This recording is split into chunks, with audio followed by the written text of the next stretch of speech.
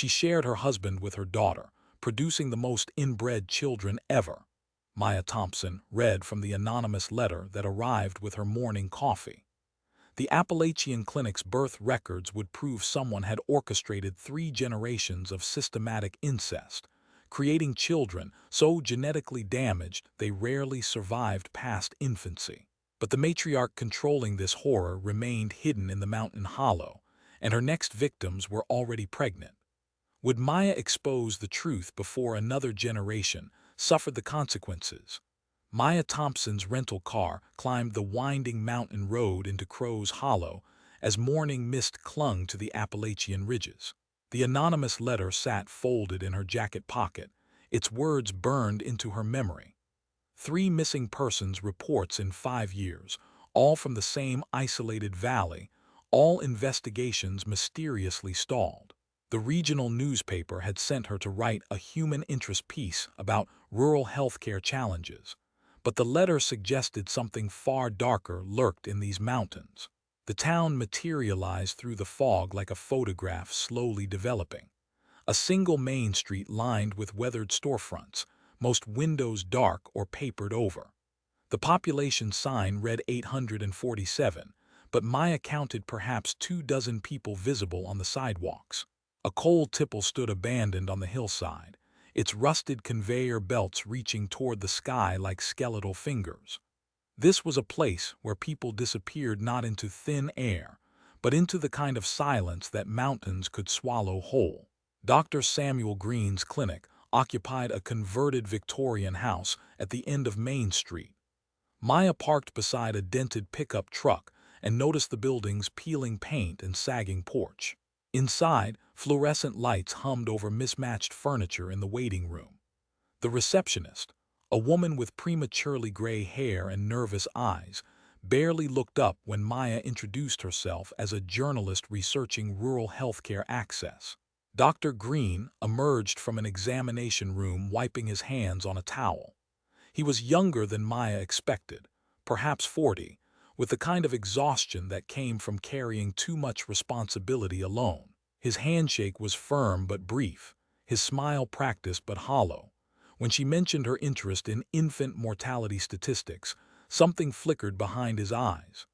The county record's office occupied the basement of the courthouse, a cramped space where dust motes danced in shafts of afternoon light. The clerk, a heavy-set man who introduced himself as Deputy Tom Hayes when off duty, seemed eager to help but strangely selective about which files he could locate. Birth certificates appeared readily enough, but death records required special requests. Missing persons reports needed supervisor approval.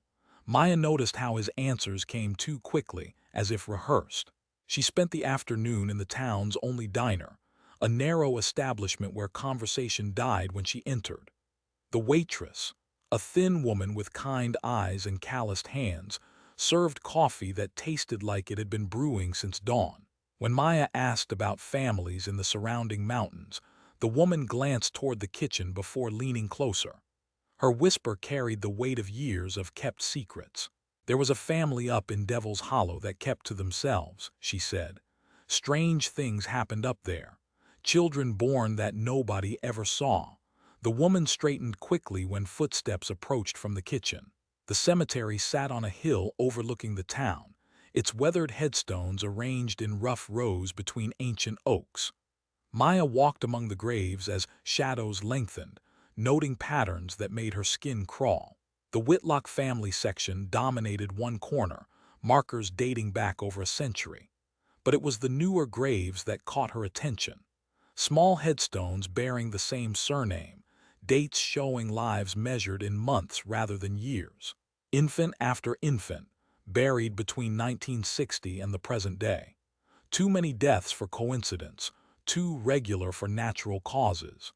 Back at Dr. Green's clinic the next morning, Maya observed the steady stream of patients. Most appeared healthy enough, typical rural ailments and routine checkups. But when a young woman arrived carrying a bundled infant, the atmosphere in the waiting room shifted. People looked away, conversation stopped, and the woman kept her eyes fixed on the floor. The baby she carried seemed unnaturally still, and when it briefly turned its head, Maya glimpsed features that made her stomach tighten. Dr. Green's behavior changed too. His professional demeanor cracked slightly as he ushered the woman into his examination room with unusual urgency. Through the thin walls, Maya heard fragments of a hushed conversation, medical terminology mixed with what sounded like warnings. The woman's responses were barely audible, submissive, fearful. When she emerged 20 minutes later, her eyes were red-rimmed and she clutched a prescription bottle like a lifeline.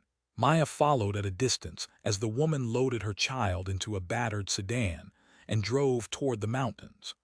The road climbed steeply through dense forest before branching onto a dirt track that disappeared into the hollow.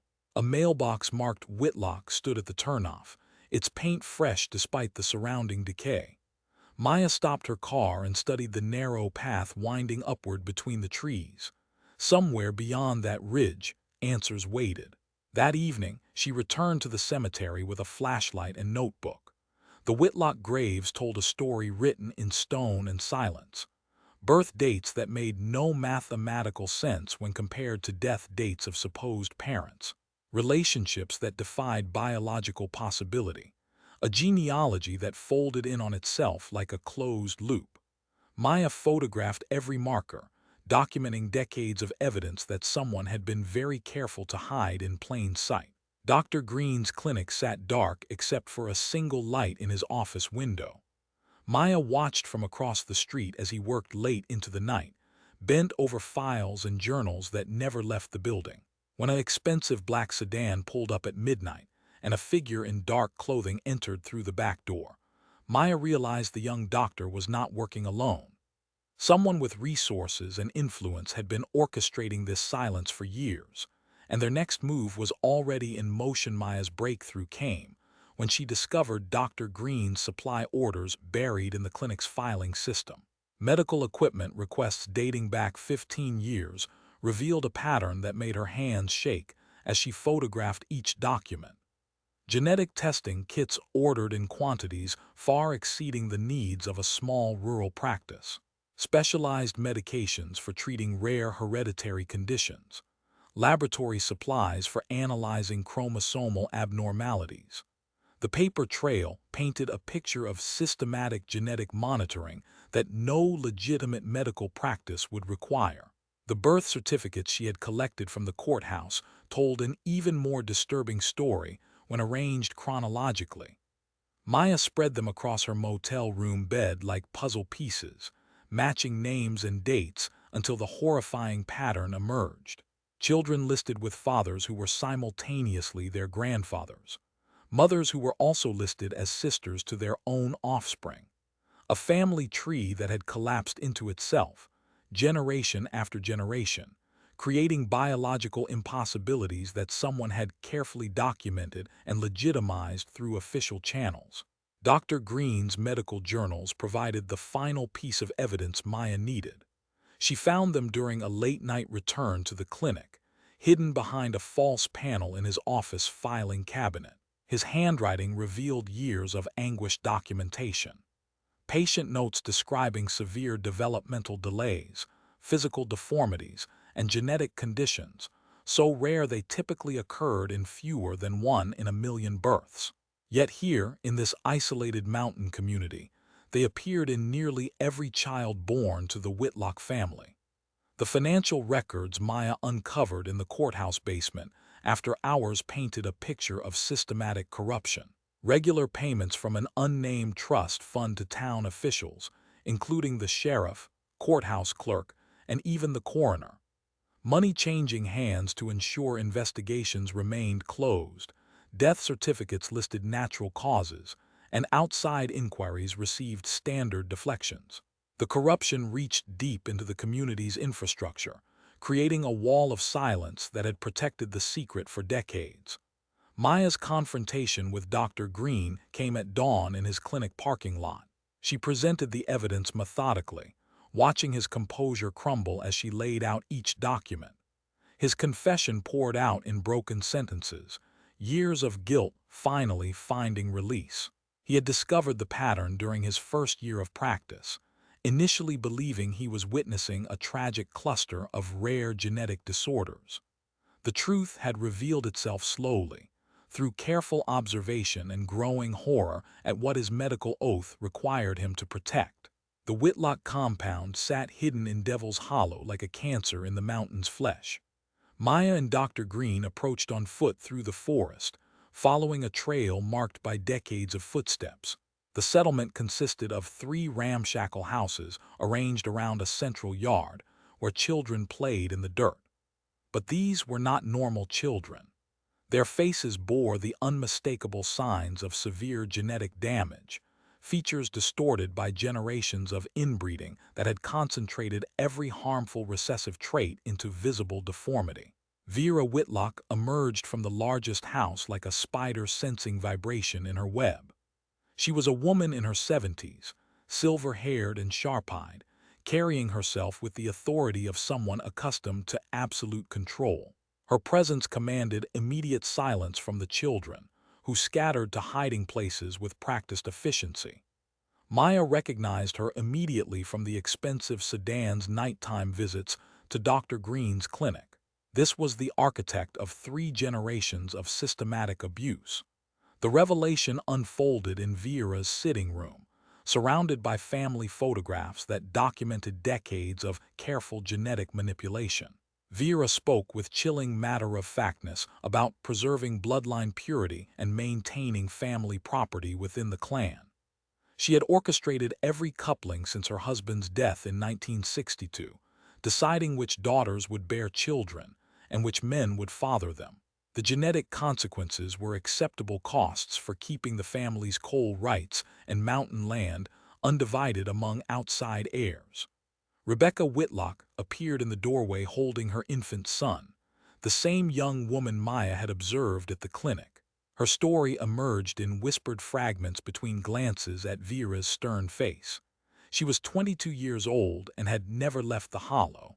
Her child's father was her own uncle, chosen by Vera for his strong back and compliant nature.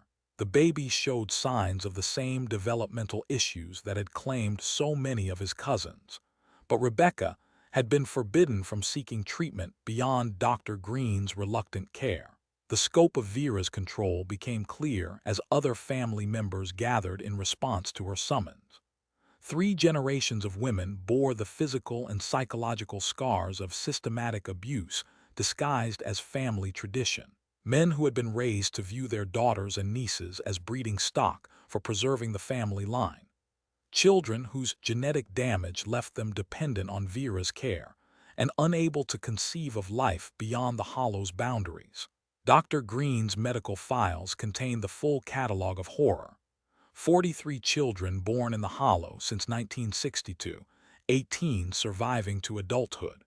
Genetic defects ranging from mild intellectual disabilities to severe physical deformities that prevented normal development. A mortality rate approaching 50%, with most deaths occurring before age 5. The surviving adults showed clear signs of the genetic bottleneck that had been deliberately created and maintained across 3 generations. Maya realized that Vera's system depended on isolation and community complicity to survive. The payments to town officials ensured that outside authorities never investigated too deeply. Dr. Green's medical expertise provided legitimacy and treatment for the worst genetic consequences. The economic dependence of hollow residents kept them trapped in cycles of abuse they had been conditioned to accept as normal family structure. The evidence Maya assembled filled 3 boxes with documentation spanning 60 years of systematic inbreeding and community cover-up. But Vera's final revelation chilled her to the bone. 2 more pregnancies were already underway in the compound, and plans had been made for the next generation of controlled breeding. The horror was not historical but ongoing, with new victims being created even as Maya documented the evidence of past crimes. Maya's article appeared on the front page of 3 major newspapers simultaneously, accompanied by photographs of the birth certificates and medical records that documented 6 decades of systematic inbreeding. The headline read exactly as her anonymous letter had warned: a multi-generational conspiracy that had produced some of the most genetically damaged children ever documented in American medical history. Within hours, federal agents were dispatched to Crow's Hollow, while Child Protective Services mobilized emergency response teams. Vera Whitlock's arrest came at dawn on a Tuesday morning as she attempted to load several children into a van for transport deeper into the mountains.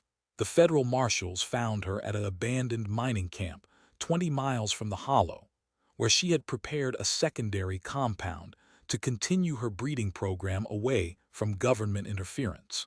Her composure finally cracked when she realized that Dr. Green had provided investigators with detailed medical records documenting every birth, every death, and every genetic abnormality she had orchestrated over 3 generations. The compound raid revealed conditions that shocked even experienced child welfare investigators. 11 children between the ages of 2 and 16 lived in squalor, many showing severe signs of genetic disorders that had gone untreated for years. Medical examinations revealed malnutrition, untreated infections, and developmental delays so severe that several children functioned at the level of infants despite their chronological ages. The oldest boy, 14, possessed the mental capacity of a 5-year-old and had never learned to speak in complete sentences. Rebecca Whitlock's testimony to federal investigators provided the detailed account of abuse that prosecutors needed to build their case. She described a system where women existed solely for breeding purposes, where children were evaluated for their genetic fitness, and where those deemed unsuitable were left to die without medical intervention. Her own son showed signs of profound intellectual disability, but she had been forbidden from seeking treatment until Maya's investigation forced the truth into daylight. Dr. Green's cooperation with federal authorities came at enormous personal cost. His medical license faced immediate suspension pending investigation, and his practice closed permanently when the full scope of his involvement became public. However, his detailed medical records and willingness to testify provided prosecutors with irrefutable evidence of the systematic abuse spanning multiple decades. His conscience had finally overcome his fear, but the professional consequences would follow him for the remainder of his career. Deputy Tom Hayes faced criminal charges for accepting bribes and obstructing justice, but his cooperation in the final phase of the investigation helped expose the full network of corruption that had protected Vera's operation. The sheriff, courthouse clerk, and county coroner all faced similar charges as investigators uncovered the financial trail that had purchased their silence. The corruption reached into the state legislature, where a longtime representative had helped block previous investigations in exchange for campaign contributions. The federal investigation expanded rapidly as DNA evidence revealed the true scope of the genetic catastrophe Vera had created. Laboratory analysis confirmed that the surviving children shared genetic markers consistent with generations of inbreeding between immediate family members. The coefficient of inbreeding in some cases approached levels typically seen only in laboratory animal colonies bred for specific genetic traits. Medical experts testified that such extreme genetic isolation could only have been achieved through deliberate, systematic planning over multiple generations. Vera's trial became a national sensation as media coverage exposed the community conspiracy that had enabled decades of abuse. Her defense attorneys argued that she was preserving family traditions and protecting children from the corrupting influence of modern society. However, the testimony of survivors and the medical evidence of genetic damage proved overwhelming. The jury convicted her on 43 counts of child abuse, conspiracy, and racketeering after deliberating for less than 4 hours. Rebecca entered the federal witness protection program with her son, relocating to a city where specialized medical care could address his developmental needs. The other surviving children faced years of medical treatment and psychological counseling to address the trauma they had experienced. Several would never achieve normal cognitive function due to the genetic damage inflicted by their forced breeding, but they would have opportunities for growth and development that had been impossible in the Hollow. The town of Crows Hollow struggled to rebuild its reputation and governmental structure after the corruption scandal. Federal oversight replaced local law enforcement, and new elections brought officials committed to transparency and child protection. The economic impact was severe, as tourism and business investment fled the area, but community leaders recognized that confronting the truth was the only path toward healing. Maya's reporting earned national recognition and sparked congressional hearings on child protection in isolated rural communities. Her investigation revealed gaps in oversight that allowed systematic abuse to continue undetected for decades. New legislation required mandatory reporting of unusual genetic disorders and created federal mechanisms for investigating suspicious patterns in birth and death records. The Whitlock compound was demolished 6 months after Vera's conviction, its buildings reduced to rubble and buried beneath tons of earth. The land was donated to the State Forestry Service, ensuring that no structure would ever again house the horrors that had flourished in Devil's Hollow. A small memorial marker noted the location where 11 children had been rescued and given the chance for normal lives. Dr. Green eventually opened a new practice in a distant state, his medical license restored after completing supervised probation and extensive counseling. He dedicated his remaining career to treating children with genetic disorders. His guilt transformed into a mission to heal the kinds of damage he had once been forced to document in silence. His testimony had helped convict not only Vera, but the entire network of officials who had enabled her systematic abuse of multiple generations. Rebecca's son began speaking his first words at age 4. His development accelerated by proper medical care and educational intervention. The other rescued children showed varying degrees of progress, but all lived free from the cycle of abuse that had defined their families for 60 years.